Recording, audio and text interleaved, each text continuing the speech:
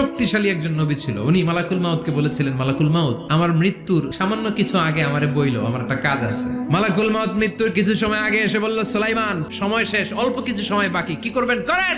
সাইয়েদনা সুলাইমান জিনদেরকে ডাকলো, ও জিনেরা, বিশাল একটা প্রজেক্ট আছে, প্রজেক্টে কাজ শুরু করো। আর কিছু জিনকে বলল, চারদিকে গ্লাস ফিটিং করা একটা রুম বানাও। সাইয়েদনা সুলাইমান আলাইহিস সালাম গ্লাস ফিটিং করা রুমের ভেতরে ঢুকলেন। এই রুমে ঢুকার দরজা নাই, হাতে একটা লাঠি নিলেন, লাঠির মধ্যে ভর করে দাঁড়িয়ে রইলেন আর জিনদের দিকে তাকিয়ে রইলেন। জিনেরা এত বদমাশ ছিল, সাইয়েদনা সুলাইমান দাঁড়িয়ে না থাকলে কাজ করতো না, দাঁড়ায় না থাকলে আজও লোকজন কাজ করতে চায় না, ঠিক কিনা?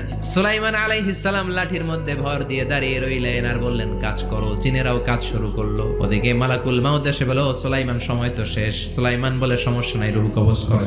মালাকুল মাউত ওইভাবে লাঠিতে ভর দেওয়া অবস্থায়, দাঁড়ানো অবস্থায় সাইয়েদনা সুলাইমান আলাইহিস সালামের রূহ কবজ করে নিলেন। উনি এমন ভাবে দাঁড়িয়েছেন, রূহ চলে গেল, লাশ হয়ে দাঁড়িয়ে রইলেন।